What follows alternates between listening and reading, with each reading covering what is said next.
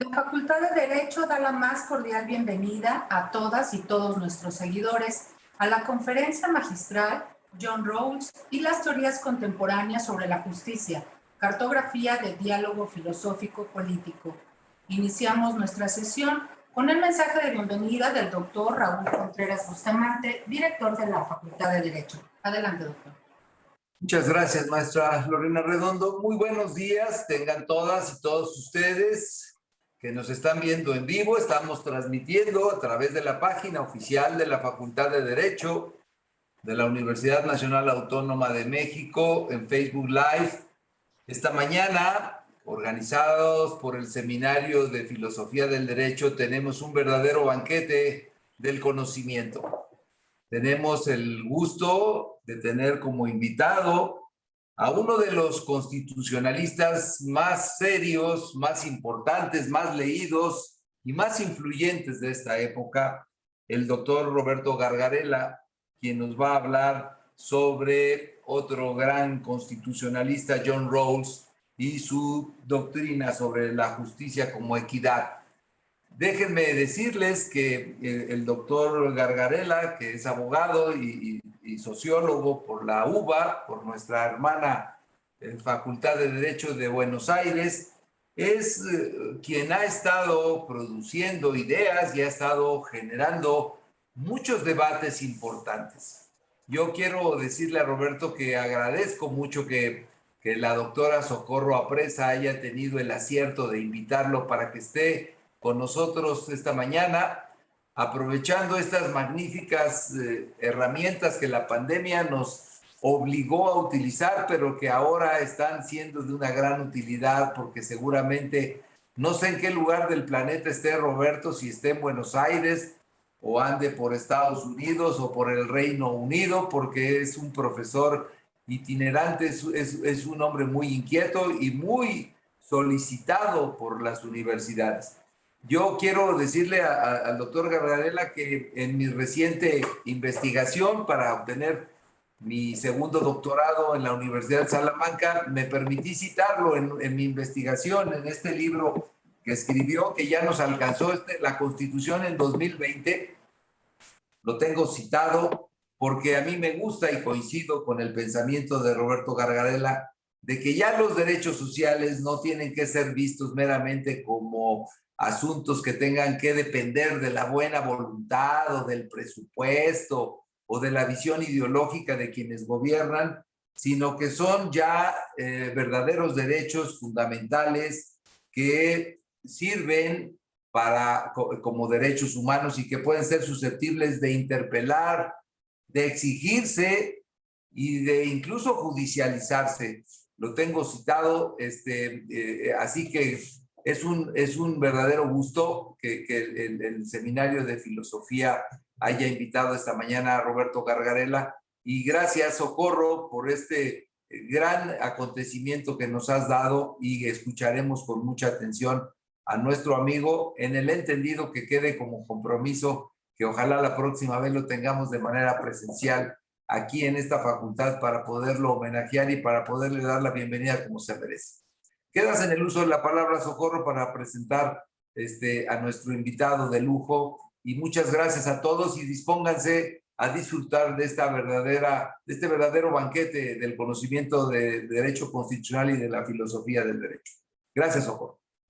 Muchas gracias, señor director. Buen día a todos y a todas los que nos acompañan. Agradezco la presencia de nuestro director, el doctor Raúl Contreras Bustamante, y especialmente nuestro invitado, el doctor Roberto Gargarella, también al maestro Francisco Martínez, y distinguidos académicos y académicas, directores y directoras de seminario, y especialmente los estudiantes, que son realmente el motivo por lo cual estamos hoy aquí, y lo que significa la facultad y la universidad en movimiento. Es un honor, como bien reiteraba el director, contar con un conferencista como lo que es el doctor Roberto Gargarella, cuyas reflexiones me parece que sin duda nos permitirán abrir un diálogo. Roberto, como señaló también el director, ha sido uno de los teóricos actuales de mayor influencia en temas como el análisis de las crisis de las formas democráticas, la crisis de la representatividad en Latinoamérica. Pero otro de los temas que también, y que es el objeto de su charla el día de hoy, el que ha profundizado, es la obra de nuestro invitado de honor, es el tema de la justicia, actualizando lo que son las perspectivas de Rawls, conceptualizando sus límites liberales, así como siguiendo su diálogo con perspectivas marxistas, feministas, comunitaristas, y mostrándonos cómo en este diálogo hay un enriquecimiento mutuo entre todos sus interlocutores. ¿Sí? De verdad, nuevamente te reitero, gracias, Roberto, por estar con nosotros. Yo creo que si esta facultad siempre ha agradecido tu presencia, fue en el quinto Congreso Internacional de Filosofía. El tenerte a ti junto con Dussel y Gebur fue increíble, y hoy nuevamente estoy segura que será un momento importante para nuestra Facultad de Derecho. Solamente voy a mencionar tres cuestiones, porque en eso también es genial Roberto. Solamente me dijo, por favor, con 2 o 3 líneas basta. Él es abogado y sociólogo de la UBA, doctor en Derecho por la UBA y también por la Universidad de Chicago, y tiene un postdoctorado en la Universidad de Oxford, y es autor de más de 20 libros sobre teoría constitucional, filosofía política y derechos humanos. Sin más, adelante, por favor, Roberto. Muchísimas gracias por estar aquí con nosotros. Gracias, buenos días a ustedes. Gracias, doctor Contreras Bustamante, gracias, Socorro, especialmente por la insistencia, y gracias, Francisco, también, y todos los presentes. Bueno, es grato para mí poder presentar alguna reflexión en torno de la obra de Rawls, de John Rawls, en su aniversario, porque en este año se cumple, digamos, aniversario tanto de su vida como de su obra, porque la teoría de la justicia fue publicada en 1971, o sea que también tenemos, digamos, una referencia de décadas de esa extraordinaria obra. Lo que voy a hacer es, para quienes conozcan menos la obra de Rawls, primero hacer una breve introducción sobre el autor, algunas de las ideas que presentó en la teoría de la justicia, y luego algunos de sus diálogos, y el modo en que efectivamente, como decía Socorro, fue enriqueciéndose y modificando parcialmente su visión en diálogo con otras filosofías, otras corrientes. Lo primero que diría es que la teoría de la justicia nació de modo, diría, notable en 1971, llegó a la luz, y desde su aparición cambió la historia contemporánea de la filosofía política, porque hasta ese momento, y durante, yo diría, largas décadas, la filosofía política había ido perdiendo fuerza y había quedado muy anclada en el pasado, y había poca reflexión, sobre todo reflexión teórica, sobre los arreglos institucionales mirados desde una preocupación por la justicia, digamos, por, como dice Rawls en la primera línea de su obra, de su principal obra, entendiendo la justicia como la primera virtud de las instituciones sociales, ¿no? Entonces fue revolucionaria la aparición de ese texto, porque volvió a atraer la atención sobre una disciplina que se había ido marginando de a poco, y que se había ido transformando en una reflexión más metafísica que, digamos, vinculada con la vida real de las personas. Entonces, primera cosa sobre la teoría de la justicia es el papel histórico que jugó. Rawls escribió relativamente poco en su vida, y yo diría que para caracterizar al personaje, de las primeras cosas que mencionaría es ese trabajo de artesano, digamos, de la persona que está golpeando la misma piedra durante décadas hasta poder encontrarla en la forma perfecta, o en la que él entiende que es la forma perfecta. Estuvo muchísimos años para completar esa obra, al punto que es el primer libro que publica, y lo publica a los 50 años. Nino, por ejemplo, digamos, que fue mi maestro, Carlos Nino, ahí tengo una caricatura, digamos, de él, Nino murió a los 50 años, o sea, y murió con una obra más bien acabada a los 50 años. Bueno, Rawls publica su primer libro importante a los 50 años, y no porque, digamos, empezara tarde en la tarea filosófica, sino porque no estaba conforme con lo que estaba haciendo, no veía la piedra suficientemente pulida, y por lo tanto no aceptó, digamos, la publicación de su libro hasta no estar completamente identificado con su obra. Su segunda obra mayor, que modifica bastante la primera, aparece en 1991 y es Liberalismo Político, Political Liberalism.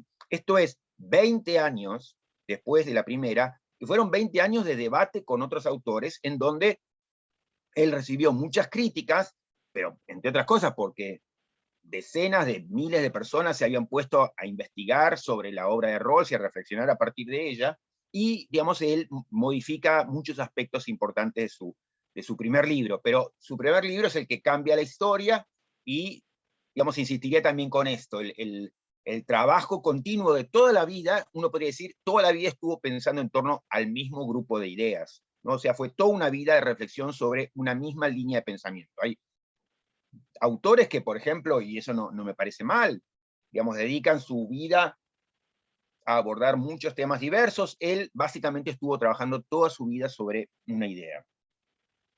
Diría después, antes de adentrarme en algunos de los detalles de la teoría de la justicia, me gustaría marcar por qué muchos, digamos, seguimos admirando tanto a Rawls, porque alguien podría decir, digamos, si estos son comentarios que uno a veces recibe en América Latina, primero, bueno, es un autor que ya murió hace varios años y que, digamos, además era un norteamericano que enseñó en Harvard, recluido en su Torre de Marfil, lejos de la realidad durante, digamos, de toda su vida. Entonces, ¿por qué un latinoamericano, frente a la realidad tan, digamos, brutal que nos rodea, va a perder el tiempo con un norteamericano como él, perdido en su Torre de Marfil en Harvard? Bueno, yo digamos, soy de los muchos que admiramos tanto el contenido de su obra, sobre el cual enseguida me voy a referir, como al personaje, y entonces quisiera decir por qué tiene sentido volver a Rawls, y quisiera también, antes de hablar del contenido de su obra, que me parece maravilloso, marcar también por qué uno admira al personaje. Él enseñó, digamos, y al menos a gente como uno, nos ha enseñado a pensar filosóficamente de un modo muy particular, y quisiera dar algunos de los rasgos, algunos de los datos que, digamos, marcan ese pensamiento y que son de las enseñanzas que yo tomo de su obra. Uno es el de mirar al trabajo de los demás siempre a su mejor luz.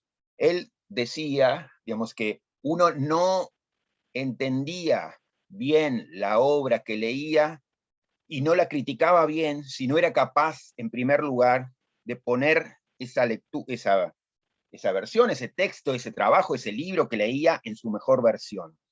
Consejo importantísimo, importantísimo también en América Latina, en donde es muy fácil, es muy común que uno, para criticar a su adversario teórico, ponga al adversario en su peor versión y convierta al adversario en un muñeco de paja, y entonces luego se lo deshace rápidamente, pero convirtiendo primero al enemigo, al adversario, en una persona completamente vulnerable en su teoría.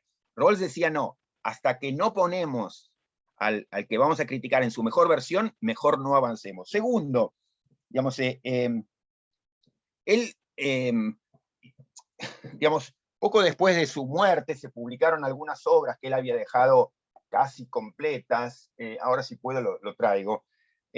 Una es sus lecciones de filosofía política que habían grabado, son las lecturas que él grababa, que algunos alumnos grabaron de sus clases, y él antes de morir pudo prologarlas, ¿no? Porque un estudiante recopiló esas lecturas, las transcribió, tomó los apuntes que, digamos, Rawls les había pasado, y entonces lo preparó como un volumen. Y él hizo una introducción. Entonces, en ese libro, por ejemplo, sus lecciones de filosofía política, él habla de Hume, habla de Marx, habla de Mill, habla de muchos autores. Y también eso es interesantísimo, porque en ese prólogo él da una clave de lectura que también me parece fabulosa. Él dice, mire, yo siempre leo a los autores de este tipo, insisto, a Marx, a Rousseau, a Mill, asumiendo que ellos son mucho mejores que yo. Entonces, cuando yo veo un punto vulnerable en la obra de ellos, lo primero que hago es me detengo y me pregunto, ¿por qué los estoy leyendo mal? ¿Dónde es que ellos han respondido a la objeción que yo estoy imaginando? Porque ellos son mucho más inteligentes que yo, y seguro que ya han respondido a este tipo de objeciones que yo le estoy haciendo. Entonces, me pongo a buscar en la obra de ellos más exhaustivamente a dónde es que me respondieron, a dónde es que respondieron la objeción que hoy estoy imaginando. Otra vez, un acto de, no de falsa humildad, sino de un modo de pensar cómo es que los otros trabajan, ¿no? Entonces, la idea de los otros son mejores que uno, y entonces necesito salir a buscar dónde es que ellos han sabido responder el tipo de objeciones que yo hago. Y también, digamos, destacaría esta idea de general, que es como su modestia, su humildad en la escritura, ¿no? Digamos, esta idea de tratar de enriquecer lo que él hace a partir de la ayuda de otras disciplinas y en diálogo con otras disciplinas, y entonces uno ve, por ejemplo, la teoría de la justicia, y por eso tardó tanto en hacerlo, que es una obra escrita en diálogo con los economistas, en diálogo con los psicólogos sociales, en diálogo con los sociólogos, ¿no? Entonces es una obra muy interdisciplinaria en ese sentido, ¿no? Entonces no es simplemente una obra filosófica que está en discusión con, digamos, Rousseau y Kant, que eran un poco sus ídolos. No, digamos, es una obra interdisciplinaria que aborda muchos campos. Todo eso hace, para mí, de él un personaje muy admirable en cuanto a autor. Y yo creo que él, si no tuviera que decir una gran idea, que es la que está en el corazón de la teoría de la justicia, yo me animaría a decir cuál es, ¿no? Digamos, no sé si él aprobaría, pero creo que sí. La idea es una reflexión en torno a la justicia y la suerte, y las instituciones, ¿no? Y la reflexión es, las instituciones de una sociedad no pueden considerarse instituciones justas si hacen que la vida de las personas dependan decisivamente de la suerte o la desgracia, de la mala suerte que han tenido. Entonces, si no trata a las personas por lo que las personas eligen hacer, deciden hacer, sino que hace que pesen, digamos, de modo muy especial sus circunstancias. Una sociedad es injusta cuando nuestra vida depende de las circunstancias que nosotros no hemos elegido, de circunstancias que están fuera de nuestro control, circunstancias que están fuera de nuestra responsabilidad. Una sociedad justa, en cambio, es la que hace que la vida de las personas dependa esencialmente de las decisiones de las personas, de lo que las personas han escogido. Entonces, para decir ejemplos entendibles para nosotros, si la vida de la mayoría de nuestros compatriotas está como está en nuestras sociedades, en México, en Argentina, en Chile, en Bolivia, esencialmente determinada por el lugar social en que nacieron, digamos, el barrio en que nacieron, la clase social a la que pertenecen, si el hecho de que sean blancos o de tez oscura es determinante en su ascenso social, si el hecho de que sean mujeres o varones es determinante en cómo le va a ir en la vida, todo eso habla de los niveles de injusticia propios de nuestras sociedades, que están haciendo ¿qué? Están haciendo que nuestra vida, la vida de millones de nuestros compatriotas, la vida nuestra, esté esencialmente determinada por circunstancias que son ajenas a nuestro control, cuestiones que son ajenas a nuestra responsabilidad. Yo no he hecho nada para nacer varón o blanco o de clase media. No he hecho nada para merecer esto. Entonces, si la sociedad me premia y hace que yo viva mejor, por ejemplo, por el hecho de que yo he nacido blanco, o varón, etcétera, voy a tener, o he nacido en el seno de una familia de clase media, voy a tener acceso a mucho mejor educación, como la que he tenido, que mis compatriotas que nacieron en otros barrios, mucho mejor acceso a la salud que mis compatriotas que nacieron en otras zonas del país, mucho mejor acceso a los servicios que mis compatriotas que nacieron con otro color de piel o en el seno de otras familias. Eso habla de una sociedad fundamentalmente injusta. Pero entonces digamos, la reflexión es una reflexión sobre justicia, suerte e instituciones. La pregunta es, ¿cómo es que nuestras instituciones procesan estos hechos moralmente arbitrarios, ¿no? Entonces, una sociedad justa debe aspirar a que la vida de las personas no dependa de esos hechos moralmente arbitrarios.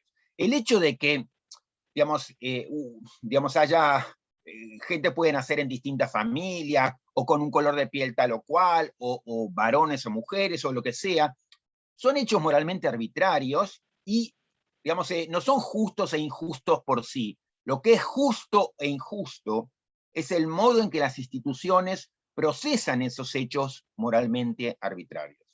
Entonces, la sociedad justa es la que trata de que esos hechos moralmente arbitrarios no determinen la vida de la persona, que la buena suerte o la mala suerte que yo he tenido de nacimiento no determine la vida de las personas. Entonces, una sociedad justa es la que aspira a que la vida de las personas no depende de lo que Rawls llama la lotería de la naturaleza. Otra vez, yo no puedo protestar, hacer una protesta frente al cielo para decir, la lotería de la naturaleza me desfavoreció. Son hechos. Lo que yo puedo sí hacer, tengo un derecho de queja cuando las instituciones de mi país, por hechos que están fuera de mi control, mi género, mi color de piel, la clase social en la que nací, etcétera, me termina tratando mejor o peor. Eso es un problema. Entonces, el problema no es la lotería de la naturaleza. Hay suerte y hay mala suerte. El problema es cómo las instituciones procesan ese hecho. Pequeña anécdota para darle, digamos, alguna agregado a la cuestión. Aparentemente Rawls, en su juventud, 2 veces contrajo enfermedades, y las 2 veces la enfermedad fue transmitida a sus hermanos, y los 2 hermanos tuvieron problemas, ambos fallecieron de hecho, por enfermedades que Rawls pudo resistir y sus hermanos no. Ese tipo de hechos aparentemente marcaron mucho a su vida, y esta reflexión de la suerte o la mala suerte, digamos, de cómo la vida de las personas queda así, digamos, impactada por la suerte. Entonces su pregunta fue siempre cómo las instituciones pueden procesar los hechos estos de los cuales una persona no es responsable. Entonces siempre estuvo esa reflexión sobre justicia, suerte o circunstancias y instituciones. Entonces ahí yo creo que está su centralidad. Aquí lo pongo un primer diálogo con el marxismo. Primera cosa que destacaría es esto, es maravilloso, digamos, en línea con lo que les comentaba al comienzo, cuando Rawls, por ejemplo, examina la obra de Marx, un pensador muy distinto y muy lejano a él. Rawls es fundamentalmente un liberal igualitario. Y es fantástico, digamos, ver el modo en que Rawls analiza la visión de Marx con la cual tanto disiente, ¿no? Entonces, uno lee, por ejemplo, esas lecciones de filosofía política y lo ve a Rawls diciendo, estoy admirado del logro extraordinario que tuvo este autor para poder hacer este tipo de reflexiones. O sea, es una persona siempre como esto, ¿no? Aún de sus adversarios, leyéndolos con enorme, digamos, dedicación y respeto, diría. Bueno, y en relación con el marxismo, Rawls, la teoría de Rawls es muy diferente, porque es una teoría que pone un acento muy especial en, yo diría así, las libertades personales y la igualdad. Siempre ha tratado de combinar una preocupación por la libertad y por la igualdad. Y por ese énfasis muy especial que él ha puesto y que su teoría pone en las libertades personales, bueno, muchos entendieron a Rawls, bueno, dentro de un campo más cercano del liberalismo y a Marx en el costado contrario. Una reflexión primera que querría decir al respecto es que la verdad es que en un cierto punto la teoría de Rawls radicaliza y va más allá de un modo muy interesante de la teoría marxista. ¿Por qué? Porque para él no solo que la clase social es una circunstancia que no debe pesar en la vida de las personas si es que se trata de una sociedad justa, sino que para él, cuando él está pensando en los hechos arbitrarios que marcan nuestras vidas, él no solo piensa en género, digamos así, clase social, raza, sino que también piensa en los talentos. Para él, no somos dueños de nuestros talentos. Eso también es un rasgo de la naturaleza. No es que uno dice, bueno, ponemos todos en un igual punto de partida y allá ellos, ¿no? O sea que, como si la justicia fuera, qué sé yo, por ejemplo, abolimos las clases sociales y allá ellos. No, Rawls diría, no, todavía hay problemas. no se trata de eso.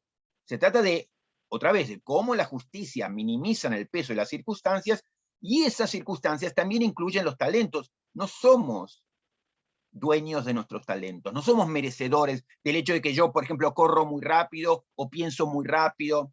Por supuesto, uno puede trabajar sobre esos talentos, cultivar esos talentos, y eso sí, forma parte de lo que uno hace con lo que recibe. Pero lo que no puede hacer es reclamar, digamos, ni un premio especial por la belleza, ni un premio especial por la rapidez, ni un premio especial por el talento particular, porque corra rápido.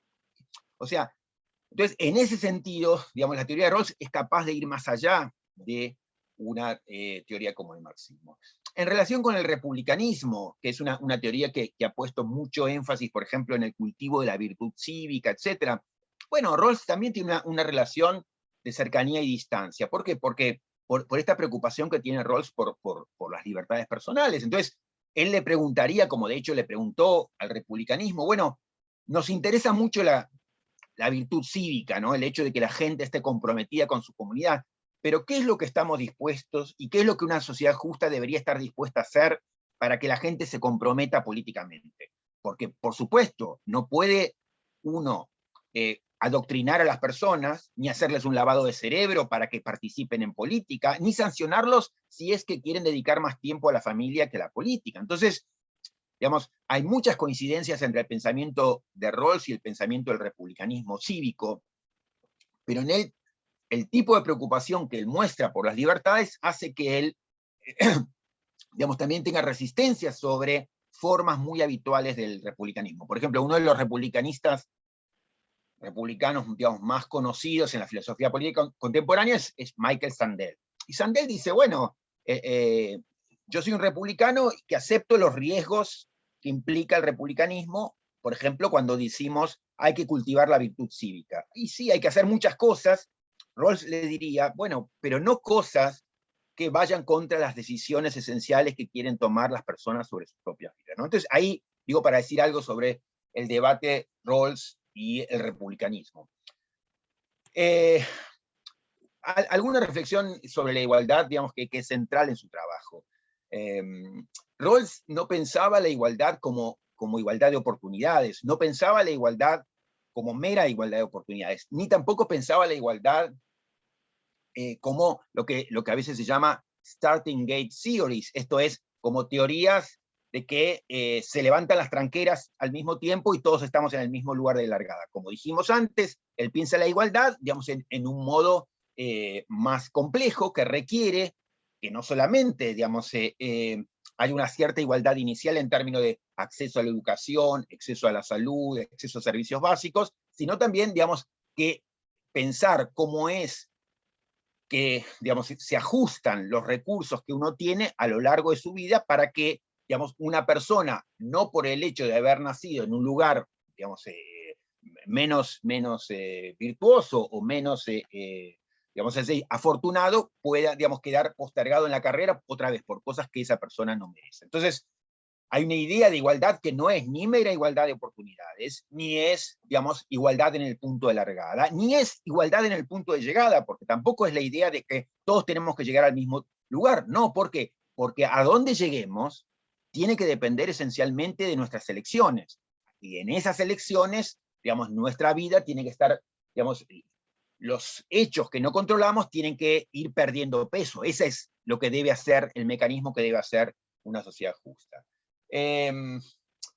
Digamos, entonces, claro que una teoría como la de él requiere de muchos ajustes redistributivos. Y en ese sentido, el igualitarismo que defiende Rawls, el tipo de liberalismo que defiende Rawls, que es un liberalismo igualitario, se distingue también del liberalismo conservador, de un liberalismo conservador como el que definía Nozick. Nozick decía, por ejemplo, como tantos conservadores, bueno, que no queremos la intervención estatal, que no queremos, digamos, que los remedios pueden ser peor que la enfermedad, que cómo vamos a permitir, digamos, tanta intervención del Estado, etc. Bueno, Rawls lo que nos da es un aparato para pensar qué tipo de intervenciones pueden justificarse y cuándo no, pero, digamos, asumiendo que aún el liberalismo conservador necesita, para existir, digamos, para que el modelo del liberalismo conservador perviva, también se necesita de un Estado muy activo. un Estado que, por ejemplo, garantice la seguridad, un Estado que garantice las fronteras, etc. Entonces, el Estado lo requieren todos, tanto el liberalismo conservador como el liberalismo igualitario. No es que el liberalismo igualitario de Rawls requiere un Estado muy presente y el liberalismo conservador o anarcocapitalista no lo quiere. No, todo tipo de liberalismo necesita un Estado activo. Lo que Rawls nos dice es qué tipo de intervenciones son justificadas y cuáles no. En ese sentido, digamos, Rawls pensó un mecanismo, digamos así, con esto voy terminando, pensó, digamos así, un experimento mental con el cual, digamos, pensar la igualdad. Y el experimento mental, básicamente, lo que consistía es lo que se llama, y eso son un poco los rasgos básicos de su teoría de la justicia, describir este experimento mental, y era cómo pensar la igualdad y cómo pensar el diseño de instituciones y cómo pensar la justicia, ¿no? Entonces, la invitación que formula como experimento mental es la siguiente. Imagínese que usted no sabe cuál es su lugar en la sociedad y usted está como si fuera en una convención constituyente, en una reunión para determinar las reglas que van a regir en la sociedad. Imagínese que usted está en esta posición original que él llama y está con otra gente que tampoco sabe qué lugar tienen ni qué lugar van a ocupar cuando la sociedad empiece a moverse. Ustedes están diseñando las reglas, pero digamos, el experimento sería, trate de pensar qué reglas elegiría usted si no sabe cuáles son sus talentos, si es varón o mujer, si es, digamos, rico o pobre, ni qué lugar va a ocupar en la sociedad cuando esa sociedad empiece a funcionar. Bueno, las reglas justas serían las reglas que pudiéramos elegir en esa situación de posición original, sin saber qué características, qué rasgos tenemos hoy y qué rasgos vamos a tener cuando la sociedad empiece a funcionar.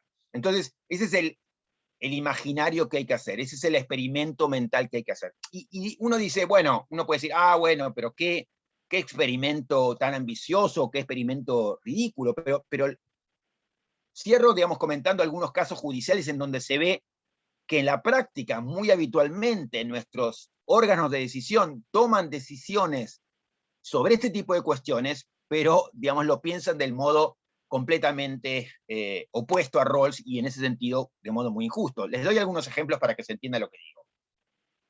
En un caso muy famoso de la jurisprudencia norteamericana sobre derechos sociales, fue el caso San Antonio versus Rodríguez. Y en ese caso, digamos, la Corte tuvo que determinar si un cierto esquema de distribución de recursos entre escuelas en un estado, en Texas creo que era justo o no, era finalmente constitucional o no. Y entonces, ¿qué era lo que se hacía en ese estado? En ese estado, digamos, se había dividido a Texas en pequeños distritos y se permitía no las distribuciones entre distintos distritos de ese mismo estado, sino que, digamos, cada distrito tenía que usar los recursos que eran recaudados en ese distrito. Entonces, obviamente, la conclusión era, y el esquema permitía, que en los lugares, digamos, más ricos hubiera unas escuelas fantásticas, con profesores fantásticos y bien pagados, y con grandes recursos, digamos, técnicos, etcétera, enseñanza, y obviamente en los peores, los barrios más pobres, digamos, las escuelas eran muy pobres, los profesores estaban mal pagados, y el material didáctico era pésimo. No, la Corte norteamericana en este fallo, digo, lo tomo como ejemplo de para qué puede servir un esquema como el que propone Rawls. La Corte norteamericana dijo, y esto es, insisto, tal vez el órgano reflexivo jurídico más importante de contemporáneo, o sea, la Corte norteamericana, que es siempre como ejemplo de todo, y la Corte dijo, no viola el compromiso con la igualdad el hecho de que cada distrito tenga sus propios recursos. ¿Por qué? Porque la igualdad no requiere que todos los distritos sean iguales o que tengan las mismas escuelas. Entonces, este tipo de esquema no es contradictorio con la idea de igualdad. Rawls hubiera dicho, no, por supuesto que esto es inaceptable. Si nosotros no supiéramos, o sea, para pensar la igualdad, ¿usted consideraría que este esquema, un esquema como este, es justo si usted no sabe si van a ser en el distrito rico o en el distrito pobre. Si usted, cuando la institución funciona, le tocó nacer en el distrito pobre, esto implica que va a tener una escuela pobre, va a tener acceso a trabajos malos, por cuestiones completamente ajenas a su responsabilidad. Eso le parecería justo. Entonces, desde un esquema como el de Rawls, una propuesta como la que regía en Texas es obvia y abiertísimamente contrario a los principios de igualdad de una constitución justa. Sin embargo, en la práctica, digamos, una institución como la Corte Suprema Norteamericana pudo decir, no, la igualdad no requiere, digamos, que haya redistribución en distritos. La igualdad simplemente requiere, digamos, que se respete el igual derecho de cada distrito a recaudar lo suyo. Entonces, eso, digamos, es simplemente una pequeña muestra de cómo un esquema como el de Rawls nos ayuda a pensar críticamente y a desafiar decisiones prácticas que toman nuestras instituciones. Y con esto entonces quiero ir terminando. Entonces es una teoría nacida hace 50 años, una teoría que sigue teniendo potencia, una teoría que nos ayuda a pensar sobre justicia, sobre igualdad, pero no desde el punto de vista dogmático de que todos tenemos que terminar igual, y no desde el punto de vista de lo justo, en donde lo justo es lo que determinan los jueces o los científicos o los grandes genios de la... No, lo justo lo puede determinar cualquiera de nosotros si piensa de un determinado modo, y hay esquemas posibles para pensar de ese modo, y requiere cierto tipo de, digamos, esfuerzo en ese sentido básico. Pero, digamos, entonces, es una teoría destinada a pensar, mejorar, criticar las instituciones actualmente existentes. Y es una teoría que sigue estando en abierto diálogo con muchas de las principales teorías de la filosofía política contemporánea. Yo di algunos pequeños ejemplos, digamos, en su relación con el conservadurismo, con el marxismo, con el republicanismo. Podemos hablar de otros impactos sobre otras teorías, y no tendría ningún problema, sería un gusto, pero para no completar, digamos, toda la presentación solamente con mi voz, me detendría por aquí, así tenemos espacio para hacer algunas preguntas también. Gracias. Muchas gracias al doctor Roberto Gargarella. Siempre es un gusto escucharlo, y para continuar con el diálogo, voy a presentar brevemente al maestro Francisco Martínez Cruz, quien es nuestro comentarista. Él es licenciado en Derecho por la Universidad Nacional Autónoma de México. Tiene máster en Filosofía Política por la Universidad Pompeu Fabra de Barcelona. Desde octubre del 2020 es el que coordina la ponencia del magistrado Luis Espíndola Morales en la Sala Regional Especializada del Tribunal Electoral del Poder Judicial de la Federación. Y también ha sido académico de nuestra Facultad de Derecho en la asignatura de Derecho a la Información. Adelante, maestro Francisco Martínez. ¿Qué tal? Muchas gracias, muy buenos días. Gracias, doctora Socorro, por la presentación y también por la oportunidad de estar aquí con todas y todos ustedes, y por supuesto con el doctor Roberto Gargarella, que bueno, ya nos comentaron toda su semblanza curricular, que bueno, también para el pensamiento latinoamericano creo que ha sido muy relevante. Muchas gracias, doctor, por acompañarnos, y también al doctor Raúl Contreras, director de nuestra Facultad de Derecho. Y por supuesto que a todas y todos los estudiantes que seguramente nos están viendo, creo que este tipo de charlas son muy enriquecedoras, y se extrañan mucho, doctora, el Seminario Internacional de Filosofía del Derecho que había venido haciendo con tanta asiduidad, y que siempre ha puesto al alcance de los estudiantes pues a pensadores de primer nivel. Y bueno, todo esto pues con el ánimo de repensar, ¿no?, lo que estamos haciendo tanto en el estudio filosófico, pero sobre todo lo que estamos haciendo quienes nos dedicamos a operar día a día con las instituciones jurídicas que tenemos en nuestro país. Bien, pues sí, efectivamente, ya lo había mencionado el doctor Gargarella, pues es el año del nacimiento de John Rawls, y los 50 años de la publicación pues, de esta célebre obra, ¿no?, A Theory of Justice, que además estaba escuchando lo que decía el doctor, y pues efectivamente, no creo que el último borrador tuvo un accidente y se mojó, se empapó la obra, estuvo a punto creo que de destruirse, pero no se destruyó. Tuvo que Rawls que poner a secar las hojas del manuscrito, y aún así sobre ese manuscrito volvió a hacer y retrabajar para completar el trabajo que al final se publicó. Es cierto, ¿no?, que John Rawls fue una persona que se dedicó por entero a la vida académica, pero esto no significó que hubiera sido ajeno pues, a los eventos externos que aquejaban a la humanidad durante su vida. Y además de lo que ya mencionó Gargarella, hay dos eventos que marcaron con intensidad la vida de Rawls: la Segunda Guerra Mundial y por supuesto que la Guerra de Vietnam. En el caso de la Segunda Guerra Mundial quisiera mencionar que Rawls, una vez que termina sus estudios en Princeton, en lugar de estudiar para el sacerdocio como se lo había propuesto, decidió enlistarse en el ejército norteamericano. Y entonces pues se fue allá a Filipinas, estuvo también en Nueva Guinea y formó parte de las tropas que ocuparon Japón después del horror de Hiroshima y Nagasaki. Y estos acontecimientos, miren lo que son las cosas, pues lo llevarían a perder la fe en Dios, ¿no?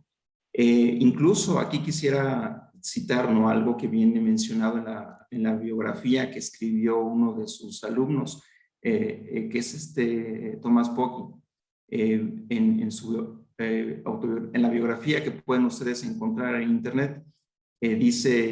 Escribe Rawls: ¿cómo puedo orar y pedirle a Dios que me ayude a mi familia o a mi país o a cualquier otra cosa querida que me importe, si Dios no había salvado de Hitler a millones de judíos? Para interpretar la historia como la expresión de la voluntad de Dios, la voluntad de Dios tiene que concordar con las ideas más básicas de la justicia, tal como las conocemos. Pues, ¿qué más puede ser la justicia más básica? Así pronto comencé a rechazar también la idea de la supremacía de la voluntad divina, como de igual forma horrible y perversa. Entonces ahí vemos, ¿no?, que estas ideas sobre la justicia, pues sí que venían desde antes, ¿no?, como una experiencia, como pues una experiencia de vida, de preguntarse realmente qué es lo justo, ¿no?, y cómo podemos aceptar una sociedad que se da los lujos de tener estas guerras. Y luego cuando se viene la guerra de Vietnam, él ya era académico, me parece que ya en Harvard, y lo que hizo Rawls, pues también, ¿no?, consideró que esta guerra pues era totalmente injusta y pues en público defendió su opinión. Él estaba preocupado por entender qué fallas en su sociedad podrían explicar la continuación tan feroz de una guerra tan claramente injusta y qué podrían hacer los ciudadanos para oponerse a esa guerra.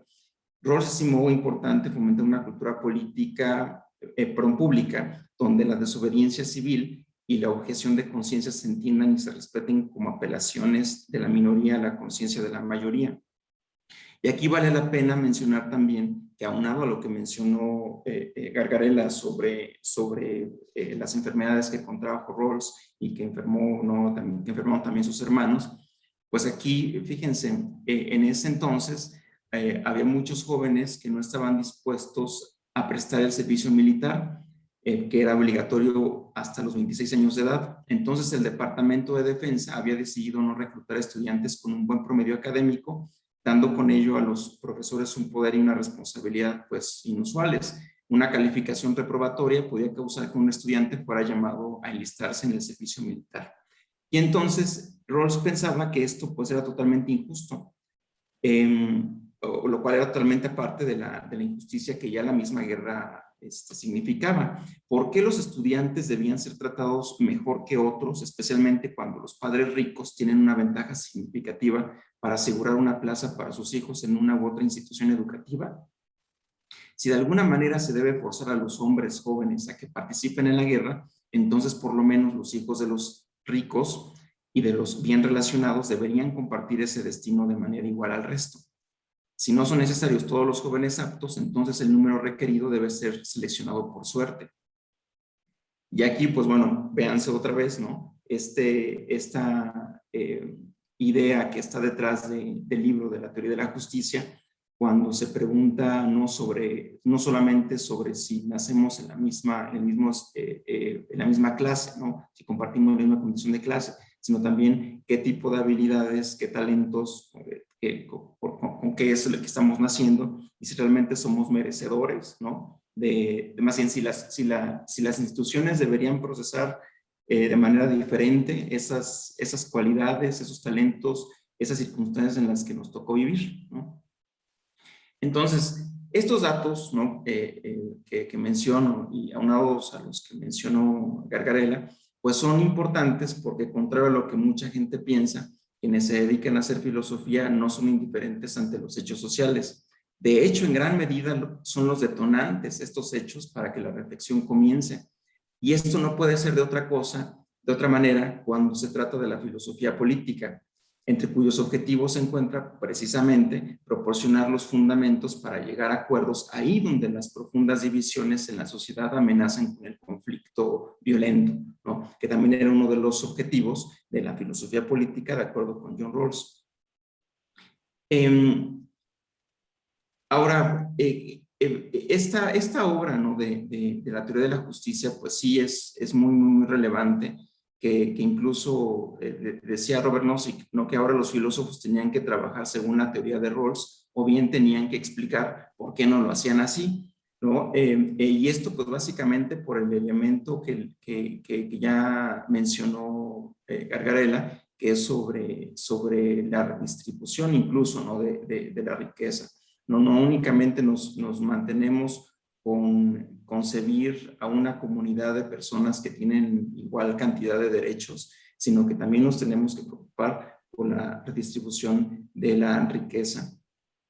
Y entonces, pues aquí el interés especial, como ya lo mencionaba el doctor, en Latinoamérica, pues es que si hablamos de la distribución equitativa de las libertades, nos viene a la mente de inmediato el desafío que ha habido para asegurarlas en nuestro continente, ¿no? Considerando pues además las dolorosísimas dictaduras y en las que con una facilidad asombrosa ha sido posible ignorar o borrar a balazos la existencia de las personas que luchan por la igualdad, o porque simplemente se sepa la verdad de los actos del gobierno en turno. Deberíamos pensar, ¿no? Incluso en los periodistas, ¿no? que matan constantemente en nuestro país, uno de los principales lugares para ejercer el periodismo en todo el mundo. Y bueno, pues qué decir también del principio de la diferencia, el cual pone al centro del debate la cuestión de la ominosa desigualdad que nos aqueja desde hace décadas, o más bien, pues desde hace siglos. Decía, pues encantó León Gieco, ¿no? 5 siglos igual. Hay que recordar que de acuerdo con los datos de la CEPAL, pues América Latina es la región más desigual en el mundo. Y si hablamos de México, vean ustedes, de acuerdo con la medición de la pobreza 2020 del Coneval, hay 55.7 millones en situación de pobreza. Y esto es igual al 43.9% de la población nacional total. Por otra parte, 49 de cada 100 personas que nacen en los hogares del grupo más bajo de la escala social permanecen ahí toda su vida, y otros 25 no logran superar la línea de pobreza. Esto es, 74 de cada 100 mexicanos que nacen en el estrato social más bajo no logran superar la condición de pobreza. Hago aquí un paréntesis, había un spot, y ahora que estuvieron las campañas electorales, un spot del Partido del Trabajo, que fue criticado por la realidad que expresaba en el spot. Decía, era una escena en la que había una señora y su pareja iban al médico para hacerle un ultrasonido, y entonces preguntaba a la mujer a la doctora, ¿qué va a hacer mi hijo, doctora? Y la doctora le respondía, igual que ustedes, pobre, ¿no? Entonces, esto, aunque sea muy, muy impactante, muy fuerte, doloroso, pues en realidad es la realidad, ¿no? Es muy cierto. ¿Cómo es posible que mientras que 49 personas de cada 100 que nacen en esa escala de pobreza se mantengan en ese estado de pobreza durante el resto de su vida, haya por otro lado 57 de cada 100 que nacen en hogares del estrato social más alto, pues se van a mantener ahí el resto de su vida, ¿no? Esto es totalmente injusto. Y esto pues confirma que hay una persistencia elevada en los extremos de la distribución social. Los resultados se explican según un informe por el grado de desigualdad de oportunidades en México, ¿no? Pero bueno, aquí incluso creo que podríamos hacer tal vez una crítica, ¿no?, a las ideas del propio Rawls. ¿Cómo es posible, no? O más bien parece que si se permite que haya desigualdades, siempre que resulten ventajosas para todos, parece que se podrían tolerar grandes multimillonarios a costa de que haya muchas personas que tienen lo justo para vivir, merced, por ejemplo, gracias a los programas sociales. ¿Podríamos decir entonces que una sociedad así es justa? Podríamos incluso admitir que nuestra sociedad mexicana, ¿no?, que parece que puede ser así, puede ser justa, ¿no?, donde se pueda tolerar que haya muchas personas que ganan poco y pocas que ganan mucho. Perdón, sí, doctor. No, sigue, que se nos va el tiempo, pero, Okay. después quería replicar un poquito lo que decías. Sí, está bien. Bien, pues igual ya para concluir, para todas y todos los abogados que nos están viendo, los estudiantes y las estudiantes, valdría la pena que sí se leyera con detenimiento la obra de Rawls y por supuesto que la criticaran. Y tenemos una razón fundamental. Nuestra Constitución es el gran componente que informa todo el entramado jurídico que tenemos que emplear todos los días. Y este componente tiene una carga, sí, por supuesto, de libertades, disposiciones que protegen las libertades, pero también un trono muy fuerte de contenidos sociales que buscan redistribuir la riqueza y asegurar la igualdad sustantiva de las y los mexicanos. Al menos desde 1917, recordemos, también me parece que lo mencionó el doctor Gargala, pues nuestra Constitución es la primera constitución con ese contenido social en el mundo. Si hay aquí entonces quienes se dicen defensores de la Constitución, pues deberían tener argumentos sólidos y no únicamente formalistas para defender ese contenido social ante quienes eventualmente deseen suprimirlo. El embate de movimientos de derecha ultraconservadores siempre están latentes. Pero además, quien se diga defensor de la Constitución debe tener argumentos para analizar, evidenciar y en la medida de lo posible resolver las contradicciones insostenibles tanto al interior del mismo texto constitucional como al contrastar sus buenos o malos propósitos, pues nada más y nada menos con la realidad de nuestro país. Muchas gracias y gracias, doctor. No, diría una cosa, en todo caso, antes de abrir a las preguntas, Socorro. Sí, adelante, por favor, Roberto.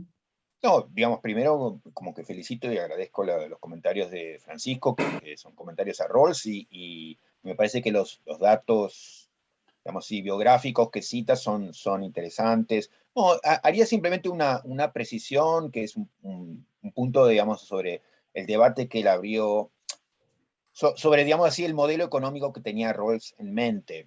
Yo no quise entrar en los detalles para no complicar más la cuenta, pero efectivamente él pensaba, cuando pensaba sobre la igualdad, que en principio las desigualdades no estaban justificadas, salvo que esas desigualdades sirvieran para mejorar la suerte de los que están peor, ¿no? Entonces, muchos dijeron, entonces una teoría tan igualitaria como la de Rawls, digamos así, justifica las desigualdades, porque efectivamente la teoría de Rawls, a diferencia de otras teorías igualitarias, admite que haya desigualdades, pero, insisto, desigualdades que sirvan, solamente las desigualdades que sirvan para mejorar la suerte de los que están peor.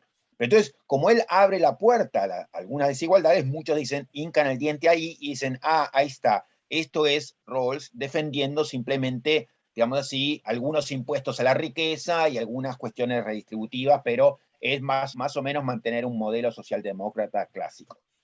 Simplemente sobre eso, porque se escribió muchísimo sobre eso, y hay mucha gente que reflexionó sobre eso, pero el propio Rawls escribió un libro casi enteramente dedicado a refutar esa lectura de su teoría. El libro se llama Justicia como Equidad, y en Justicia como la Equidad, él dice, mi teoría de la justicia no solamente no es equiparable a la socialdemocracia, sino que cree que los arreglos propios de la socialdemocracia son completamente injustos, pero no por una cuestión retórica o declarativa, sino porque los arreglos socialdemócratas que conocemos mantienen lo que él llama las background conditions, digamos, las condiciones que permiten que se reproduzca esa situación, digamos, en el futuro. Entonces, no es que la teoría de Rawls dice, bueno, que haya algunos impuestos redistributivos, mejoraron un poco la situación de los que están peor y ya está. No, digamos, para él, el tipo de movida que hace, por ejemplo, un esquema como la socialdemocracia,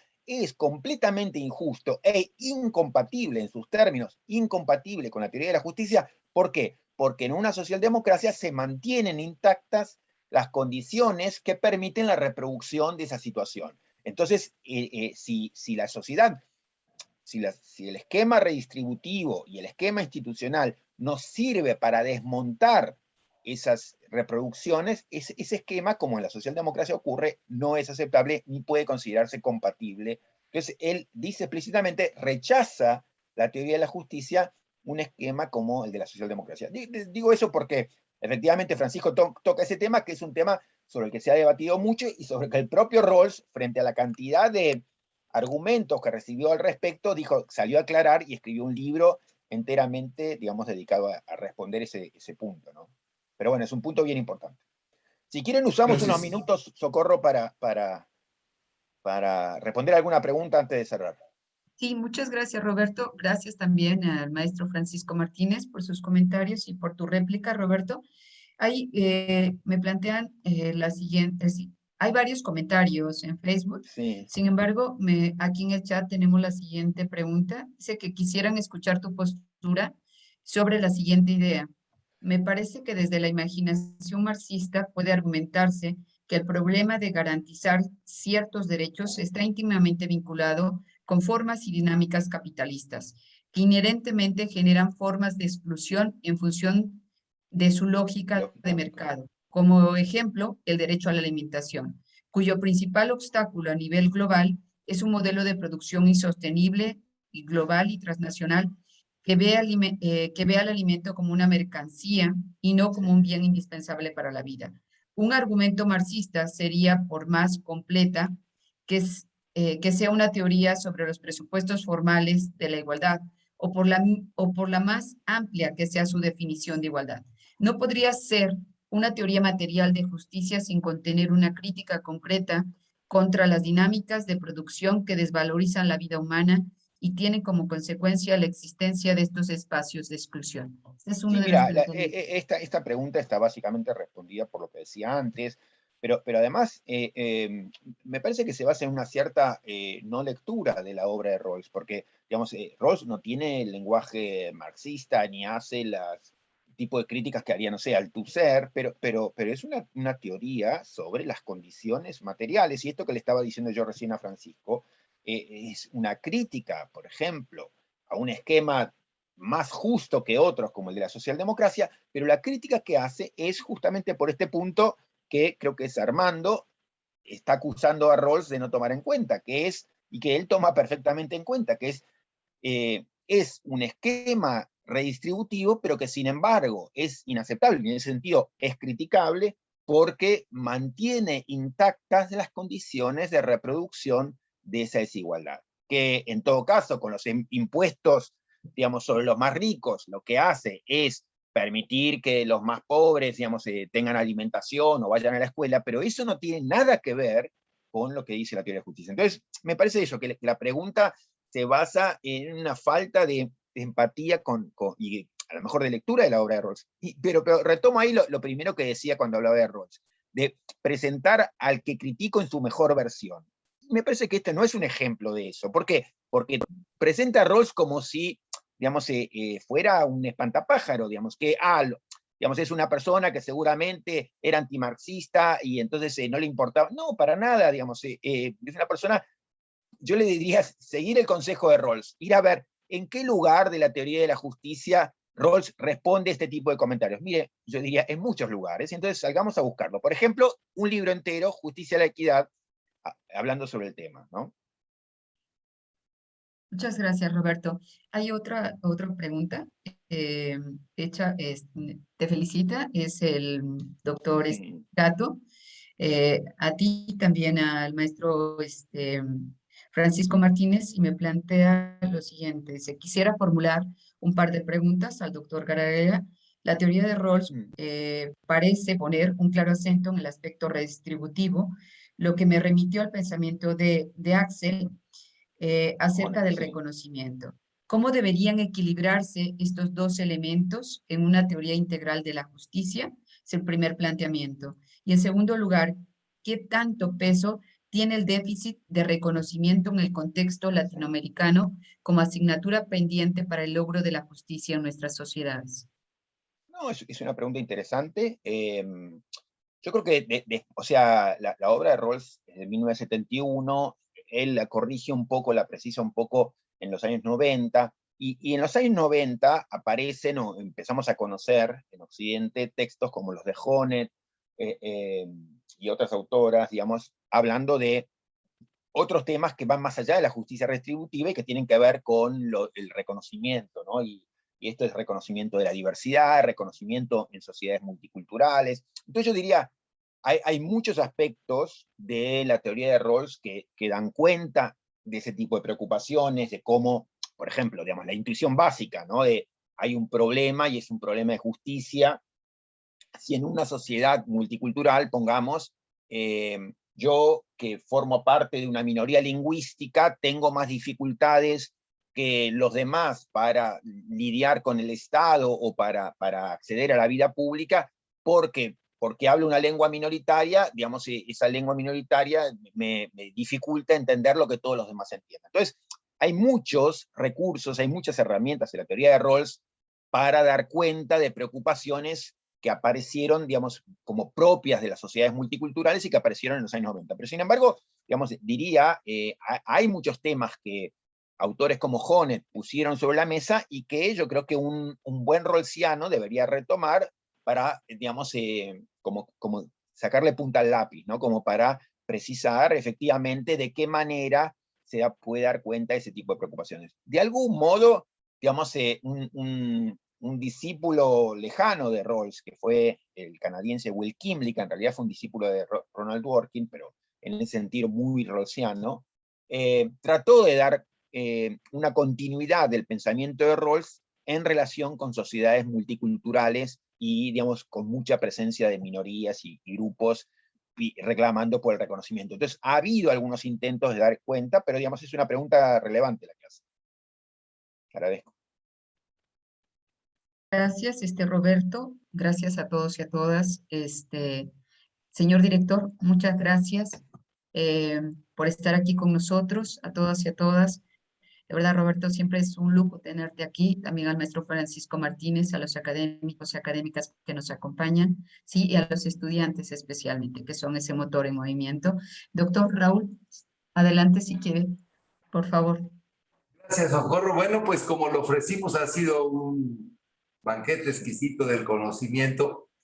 Yo me quedo con las ganas de invitar a Roberto para que en la próxima charla podamos hablar sobre el derecho humano a la educación, que es el tema que me apasiona, porque yo creo que la educación es el principal instrumento que hace a una sociedad justa. Y que hasta antes de la Constitución de Querétaro, que se obligó al Estado a impartir educación, la educación de calidad estuvo reservada a lo largo de toda la historia de la humanidad exclusivamente para las élites privilegiadas, para la monarquía, para la aristocracia, para el alto clero. Y ahora esta pandemia nos ha venido a demostrar pues, que los derechos sociales tienen que aterrizar y convertirse en derechos exigibles y en derechos humanos plenos, porque tenemos un dato, por ejemplo, acá, Roberto, el 70% de las personas que han fallecido en México por la pandemia no tenían terminada ni la primaria, lo que nos habla de la trascendencia que tiene para una persona tener educación, cómo la vida y la libertad se limitan mucho si no hay educación, cómo después de la vida y la libertad hay que poner al derecho humano a la educación, que es un derecho habilitante que permite a las personas realmente poder ejercer a todos sus demás derechos, porque de nada sirve que esté muy larga la lista de derechos y garantías en las constituciones y en los tratados. Quizá vale la pena que los estudiantes que nos escuchen no dejen de percibir que somos la generación que a lo largo de la historia de la humanidad hemos tenido más derechos. Pero eso no quiere decir que hayamos podido construir sociedades justas. Así que muchas gracias, Roberto, muchas gracias por ilustrarnos. Yo siempre digo que el que sabe es libre y más libre el que más sabe, y hoy nos has ayudado a tener más libertad porque hemos aprendido mucho de tu charla. Esta es tu casa y siempre serás bienvenido. Un abrazo. Muchísimas gracias. Un abrazo. Gracias, Roberto. Un Gracias, abrazo. Socorro. Gracias, doctor. Gracias. Gracias, Francisco. Gracias. Gracias. Buen día a todos y a Muchas todos. gracias. Hasta luego.